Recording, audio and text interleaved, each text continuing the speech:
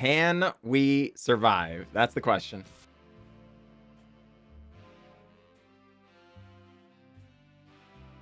Greetings, everyone. I'm glad to be here, and I'm glad that you are here. Today's nonsense is some sinister elementals. That's right, folks. Alchemy is upon us, and it has been a controversial topic to be sure, but as a glass half full kind of guy, I am here to try and play with some of these cards. First off and foremost, we're here and we're an A-Omnath Locus of Creation deck. I've long said this is a really, really cool card. It's just too good. I don't blame them for having to ban it originally. But the fact that it's back now, okay, I'm going to give it a try because I am a huge fan of elementals as long as they're not broken. Anytime a deck gets too good, I'm not a huge fan. But as long as the decks are fine, I like doing cool things, and A-Omnath can do cool things. What does A-Omnath do, you might ask? 5 mana, when it enters, scry 1. It's a 4/4. And landfall. Whenever a land enters the battlefield under your control, you gain 4 life if it's the first land. If it's the second land, you add 1 of each color, not black. If it's the third time, it deals 4 damage to each opponent and each planeswalker you don't control. So it's clock, it's a gain life engine, it makes a bunch of mana. It does a little bit of everything. It's just a 5 mana 4/4 though. This card did used to exist as a 4 mana 4/4, and it was very rightly bannable, I think. So we're here, and we're going to try this out. The other card that's in this deck that you will likely not be familiar with, because it is a new card for Alchemy specifically, Sinister Reflections Blue. Instant, conjure a duplicate of each of up to 2 target non-token creatures you control into your hand. So, if we have out a Risen Reef, specifically, folks, it's true. This is a thinly veiled attempt to play more Risen Reef. I love this card.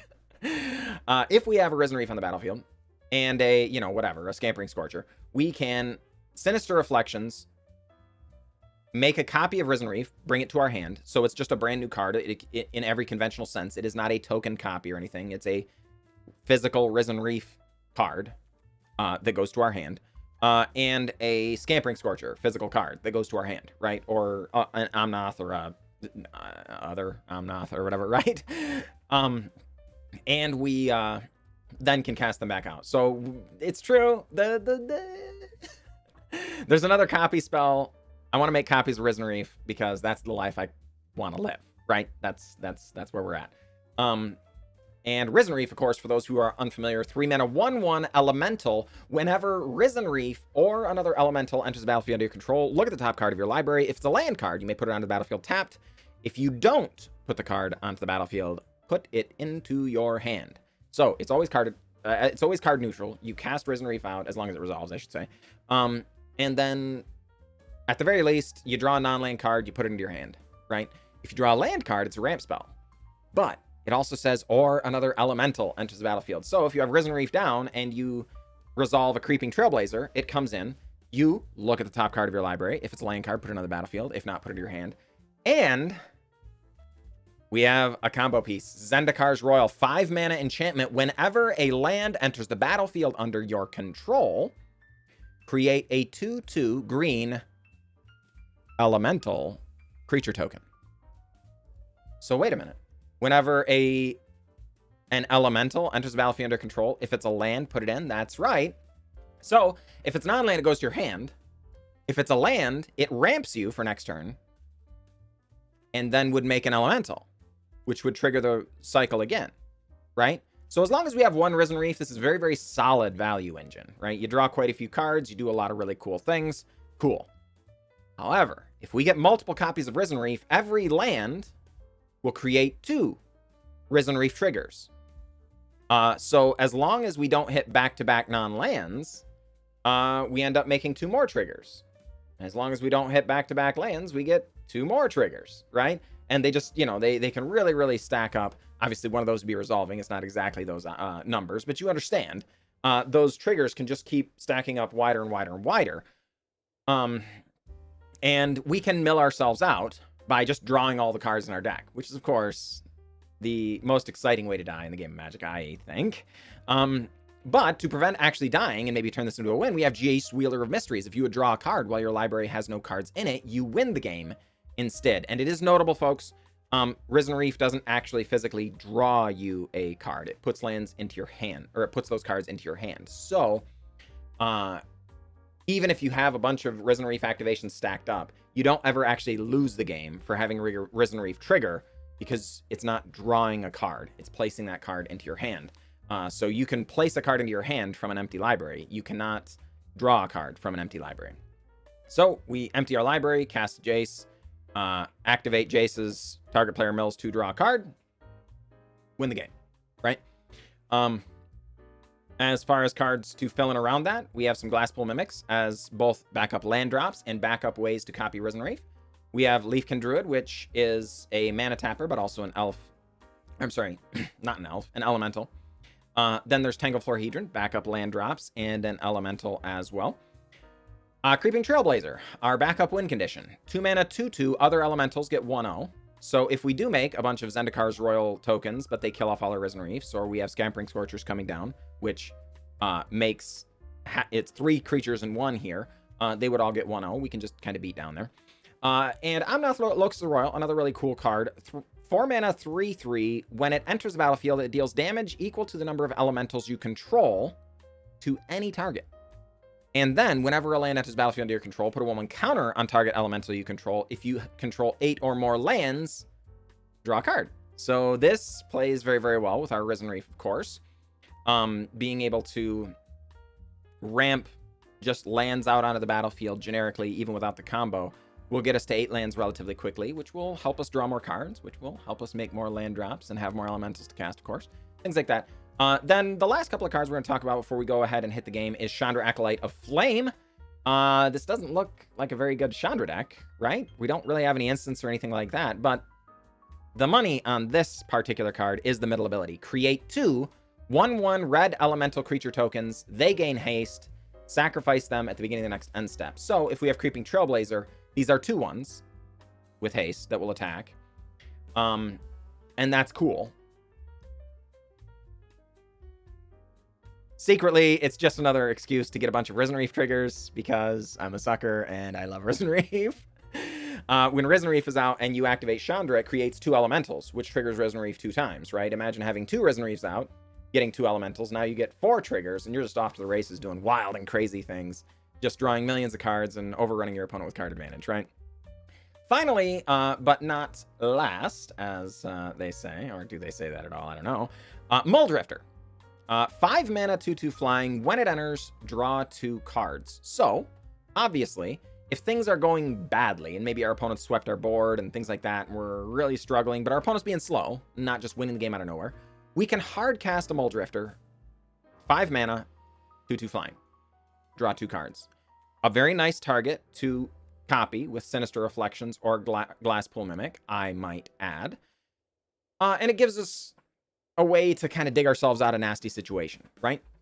However, there's more. Not only is it an elemental, so it triggers Risen Reef, but it's an elemental that triggers Risen Reef and can be cast for 3 mana.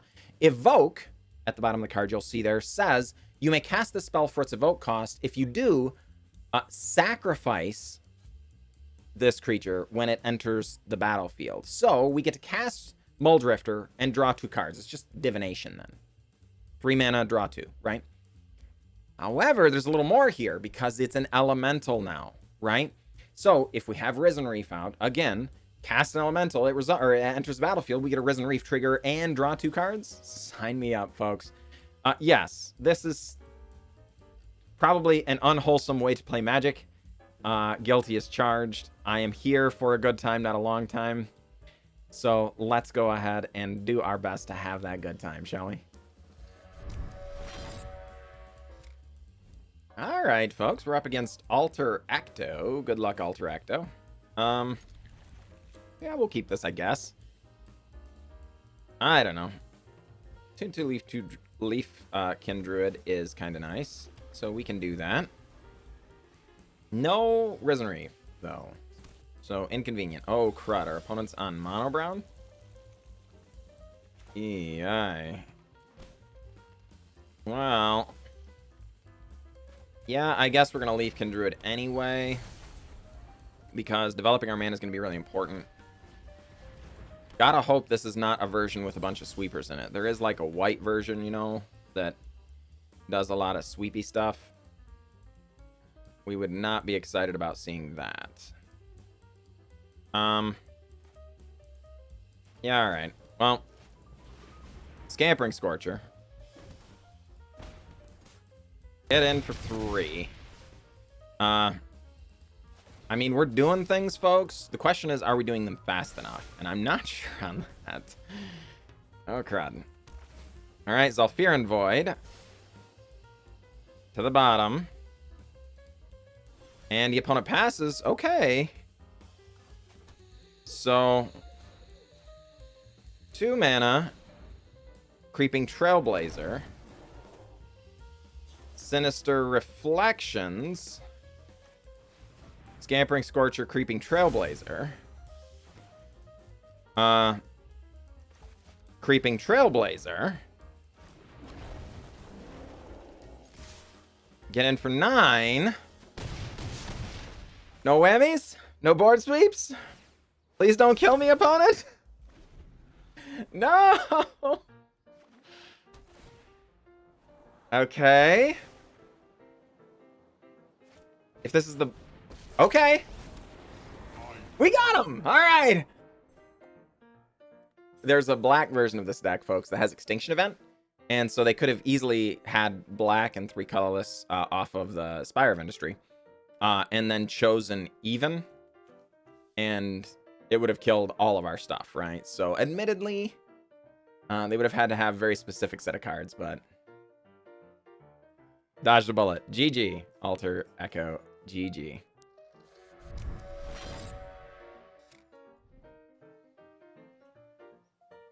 I don't know how many games of Historic this is going to win, but we're going to try it anyway. This is absolutely the kind of life I want to live. Risen Reefs to copy Risen Reefs. We've got the Zendikar's Royal combo here. If our opponent can't kill us quickly enough or interact heartily enough, we can win. So, you know. Risen Reef. Come on down. To the battlefield tapped. Yes. Oh, thank heavens, folks. Yes. Yes, yes, yes, yes, yes. Adeline. Alright, yep. No blocks. You're getting this, opponent. We don't have many turns, folks, but we do have Scampering Scorcher. Yeah, to the hand. It's a Locust of Creation. To the battlefield tapped. To the battlefield tapped. No attacks. All right, folks. Don't kill us, opponent. Don't kill us. Oh, no. Collected Company is very bad. They're going to exile. If they hit a exile creature, they can get rid of our Risen Reef. Then we won't be able to... If we... Right now, we can Zendikar's Royal, do a bunch of really nasty things. But... Not if they exile it, right? Oh, boy. Okay, so they didn't exile it. Okay, folks. Dauntless Bodyguard. Can we survive? That's the question. A land off the top would be really nice. Yep. We'll block. Yep. Okay, well. Zendikar's Royal. And... land. We can't cast the Jace this turn, so we can't win the game here. You know, we've got to be careful not to win the game, I should say. But I don't think that's in the cards this turn anyway. We're just trying to survive. Yeah, okay, well, that's a good one. Yes. Okay. Well, all right. Don't kill us, opponent. No overrun effects. No overruns, please. And then next turn, we may very well be able to just go off. Oh, darn it. Okay, they're getting rid of our Risen Reef. That's very bad. But not the end of the world. All right. Sure. Actually, yeah, we can... A-Omnath. Yeah, interesting. All right, so we'll see. Because 3 for Risen Reef.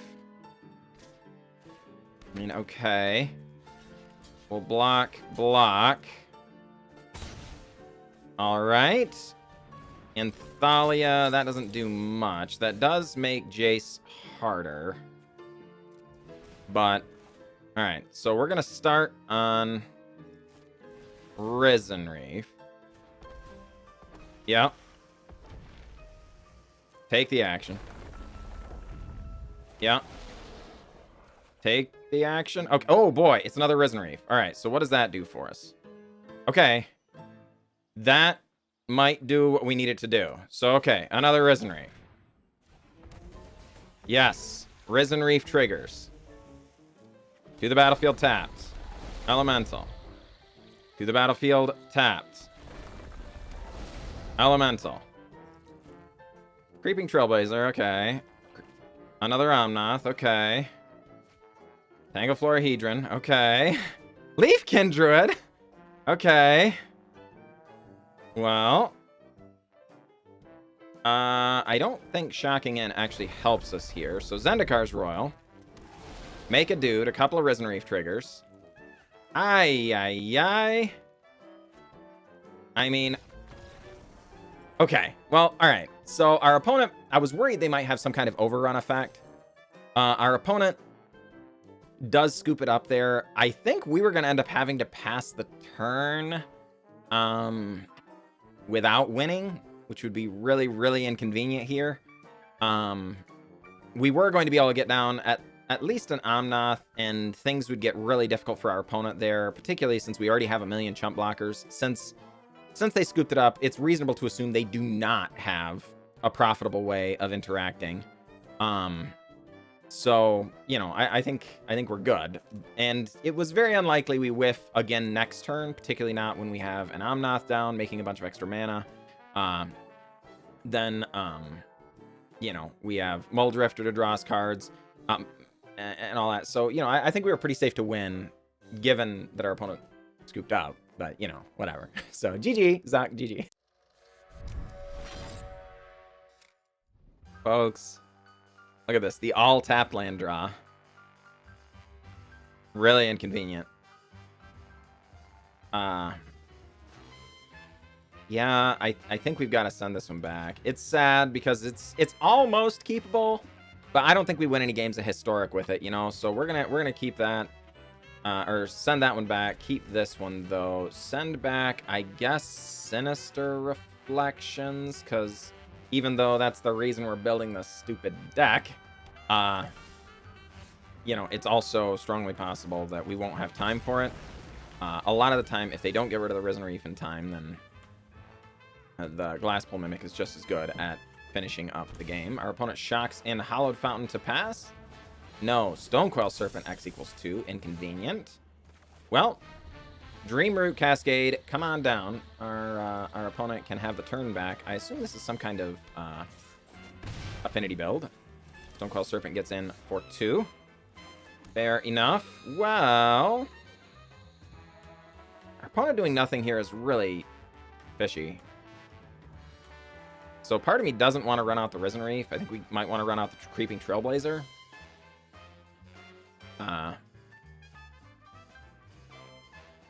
Alright, let's do that. Okay, it just resolves. Interesting. Then we really wanted to run out the Risen Reef, apparently. Okay, Portable Hole. I see. That's their answer of choice. Fine. Not thrilled about that, but fine. Okay. Risen Reef. Now they have the metallic review! Man, we played right into that, didn't we? Oh, man. Alright, Tormod's Crypt, sure. Inconvenient. Alright. Mulldrifter, let's try and draw some more cards. We're kind of expecting a counterspell here. If it doesn't, like, okay, fine. We get land drops and all that kind of thing, right? If they do, then, you know, whatever. Opponent does not attack. Concealed Courtyard. This is the Esper version. Interesting. Alright, so let's try and A-Omnath. See if our opponent has anything to say about this. Alright, well, Ketria Triome. A counter onto Mulldrifter, I guess. And we'll get in. I think it's unlikely this, you know, we end this through damage, but it's not impossible, given the context of the way things have been happening so far. Definitely not impossible. Blood Fountain. Nettle Cyst. Okay, well, that's inconvenient. Yeah. We take 2 more. Down to 12. Well. Risen Reef. Go digging. Hey, Chandra. Don't mind if I do. Chandra, Acolyte of Flame. Some Risen Reef triggers, please. Take the action. And Glasspool Mimic? Okay. Well, that is good. Sure enough, Kay is like, we can't beat this. GG. And in fact, it's strongly possible they could not. We were getting out of hand, again, for next turn. We already have the Jace, so we didn't need to do anything fancy there. We have the Zendikar's Roil to come up, and we have a land drop. If we want it, I think the more likely scenario would be that we Zendikar's Roil, cast the Glasspool Mimic on the Risen Reef here. Just develop our board in a very, very robust way and pass the turn again. But, like, I think at that point we would be so far ahead, there would be no way for our opponent to catch up once all that stuff happens. Because, again, we also get to make 2 elementals here with Chandra. So, I think we're pretty safe. GG, opponent. GG. All right, folks. And we are back. Those are some wild games. The deck did good. We didn't get to resolve A-Omnath, Locus of Creation as often as we wanted. We didn't get to resolve Sinister Reflections as often as we wanted. Que sera, sera. You know, that's, sometimes, things go the way you want, sometimes they don't. Admittedly, I'm not ready to give up on that stuff just yet. It's strongly possible we'll end up playing this on stream because it was a ton of fun. Even in our losses, we had a couple. This deck, it ended up going 3-3. You likely won't see all of the losses, but again, I'm not trying to hide those. I'm just trying to show you guys interesting stuff. You know, I'll always be honest with you about what games you see and what games you don't. But back when I first started YouTube, kind of a while ago, I got some very sage advice that was, John, we all know you're playing weird stuff. There's no reason to just sit here and watch you get your head kicked in all day, right? So that makes sense. Because again, for the longest time, I was showing every single game. But when I would play a wild and crazy thing, you know, there would sometimes be more losses than were fun to watch, right? So I have since decided that, and we do cut out wins and stuff as well, oftentimes, when maybe the opponent doesn't, maybe they get stuck on 2 lands and nothing interesting happens. We'll end up cutting that out and stuff as well. Because we're trying to show you Magic you want to watch. So definitely let me know down in the comments below if I'm not achieving that goal. Because that's really what I want to do, right? But that said, again, with this deck specifically, we went 3-3.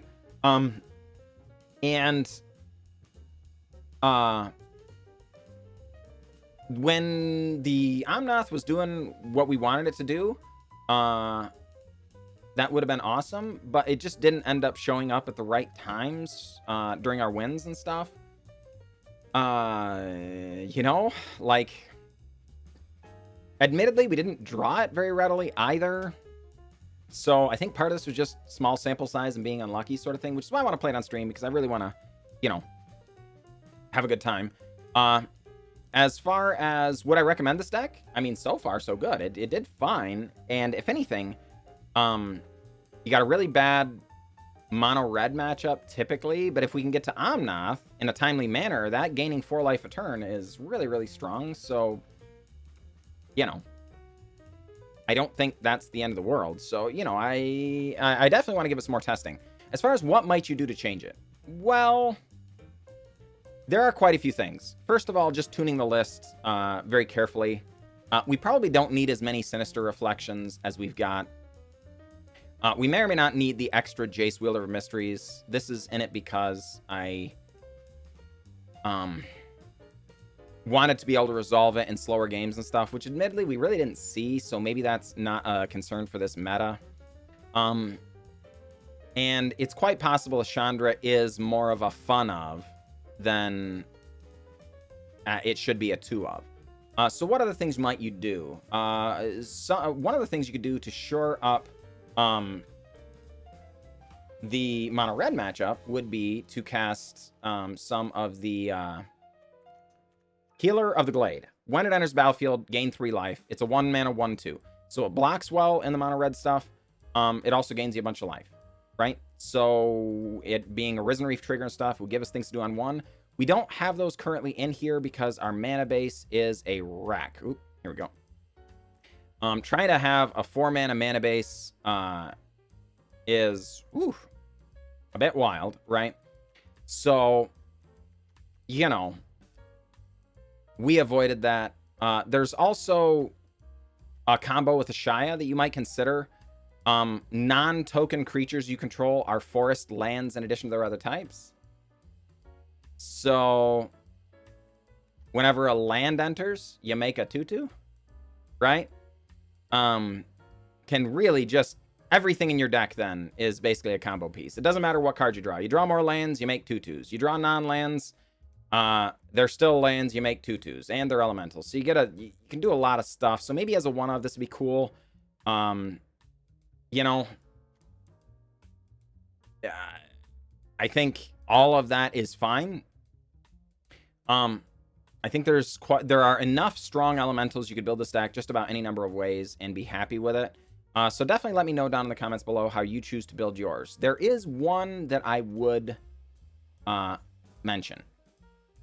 And we've built this a number of different ways in the past. Yarok the Desecrated is a 3 mana 3/5 lifelink death touch. Or I'm sorry, a 5 mana 3/5 lifelink death touch.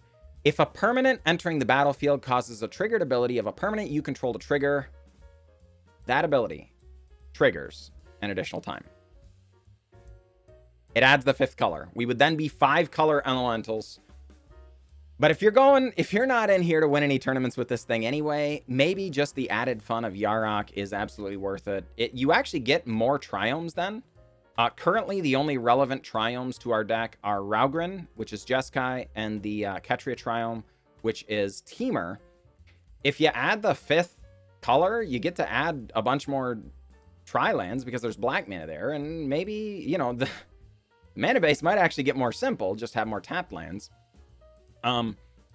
And all of your Risen Reef triggers are doubled up. All your A-Omnath triggers are doubled up. All your Scampering Scorcher triggers are doubled up.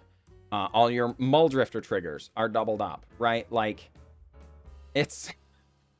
all your A-Omnath triggers are doubled up as well, I should note, because this does say if a permanent entering the battlefield would cause a triggered ability. So the landfall stuff of Zendikar's Roil and A-Omnath going off, it doubles all of it. All of it is doubled. You'll note, that's a huge swath of our deck. So it very well may be worth it, at least as a fun of. So if you decide to make those changes, please let me know down in the comments below and see how it pans out. I know a bunch of you likely have this sort of thing already, or at least a bunch of these cards laying around, because it's been a reasonable thing to fool around with and just, you know, have a good time for quite some time. So since I'm 20, right? So I would encourage you, put it back together, see how you feel, and come on back and have that discussion later on stream. That said, I would encourage you folks, please, if you don't mind, dropping a subscription. We're a long way from monetization. You have to have 1,000 subs, folks. That is so far away from where we're at right now. And if you could help, that would mean the world. I really appreciate you. That said, thanks a lot. I appreciate you. You have a fantastic day, and I'll catch you next time.